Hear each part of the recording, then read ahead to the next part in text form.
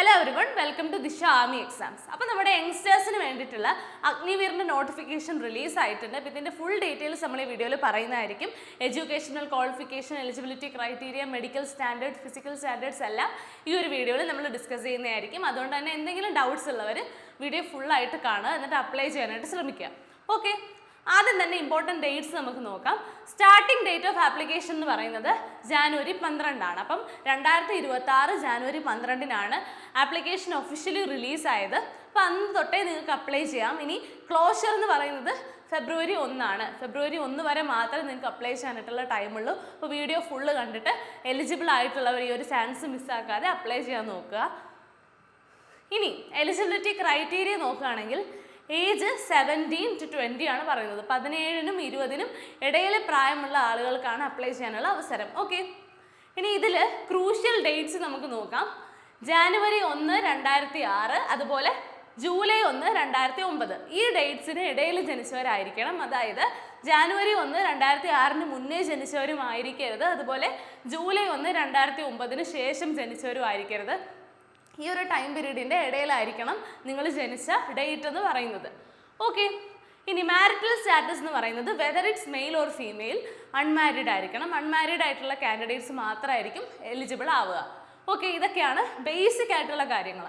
ഇനി നമുക്ക് educational qualification നോക്കാം. നിങ്ങൾക്കറിയാം +2 ആണ് ബേസിക് ക്വാളിഫിക്കേഷൻ എന്ന് പറയുന്നത് അഗ്നിവീറിനായിട്ടുള്ളത്.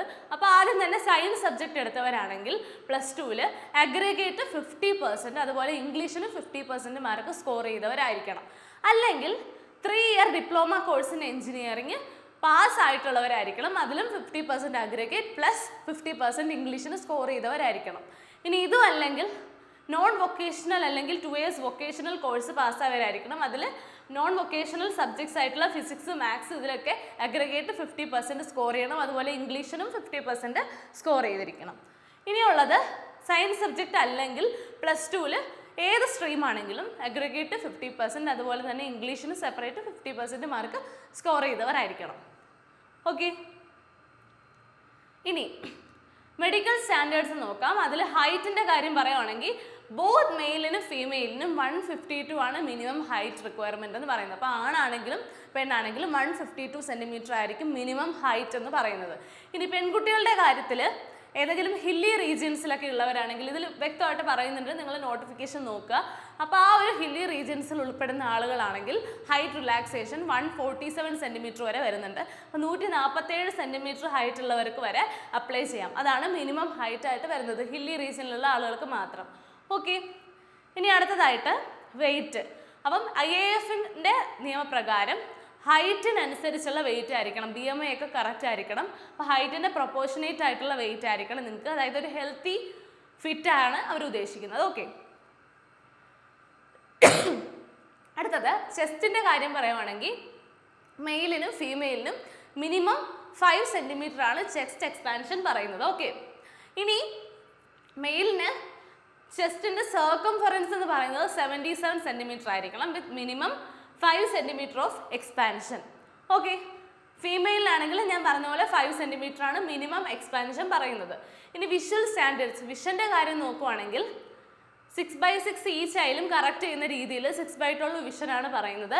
പിന്നെ ഹൈപ്പർ മെട്രോപ്പിയ, മയോപ്പിയ, അസ്റ്റിഗ്മാറ്റിസം ഇതിൻ്റെയൊക്കെ കാര്യങ്ങൾ ഡീറ്റെയിൽ ആയിട്ട് പറയുന്നുണ്ട്.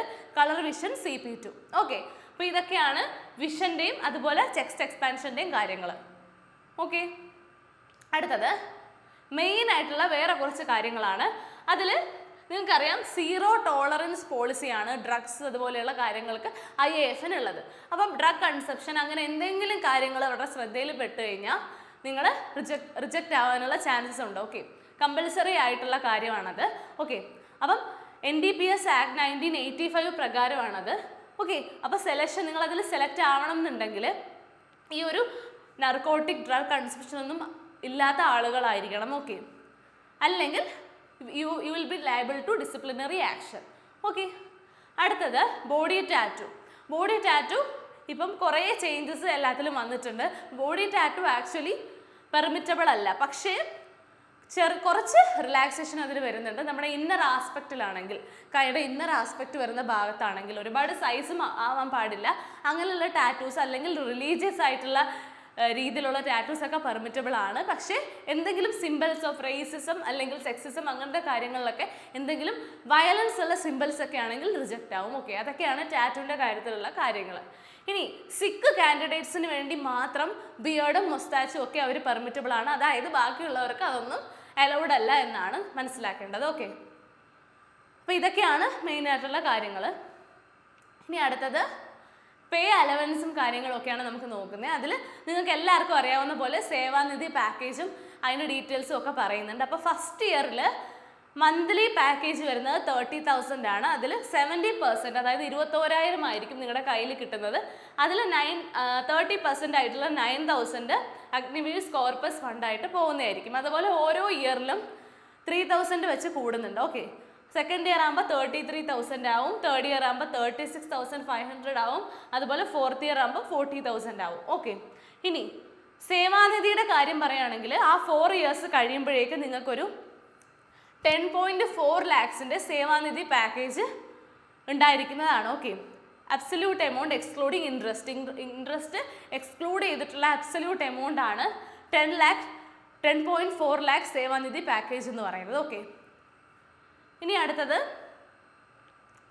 നിങ്ങളുടെ ഫിസിക്കൽ ടെസ്റ്റാണ്. ഓക്കെ, ഫിസിക്കൽ ടെസ്റ്റിൻ്റെ കാര്യങ്ങളാണ് പറയുന്നത്.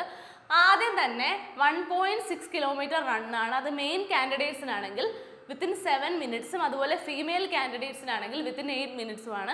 1 മിനിറ്റിൻ്റെ ഡിഫറൻസ് രണ്ട് ജെൻഡറിലും വരുന്നുണ്ട്. ഓക്കെ, ഇനി candidates who qualify physical test 1 to undergo physical test 2. Okay, അപ്പോൾ 10 മിനിറ്റ്സ് നിങ്ങൾക്ക് ഒരു ബ്രേക്ക് തരും. അപ്പം ഫസ്റ്റ് ടെസ്റ്റിൽ സെലക്ട് ആയവർക്ക് സെക്കൻഡ് ടെസ്റ്റിലോട്ട് പോകാം. അതിൽ വരുന്ന കാര്യങ്ങളാണ്. അപ്പോൾ മെയിൽ കാൻഡിഡേറ്റ്സിന് ടെസ്റ്റ് വരുന്നത് 10 പുഷപ്സ് ആണ്. മാക്സിമം ടൈം പീരീഡ് 1 മിനിറ്റ് ആണ്. 1 മിനിറ്റിൽ 10 പുഷപ്സ് ആണ് പറയുന്നത്. ഓക്കെ, ഇനിയുള്ളത് 10 സിറ്റപ്സ് ഇൻ 1 മിനിറ്റ് ആണ്. 1 മിനിറ്റിൽ 10 സിറ്റപ്സ്.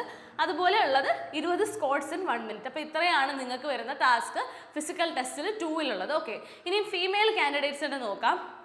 അതിൽ വരുന്നത് 10 സിറ്റപ്സ് ആണ്.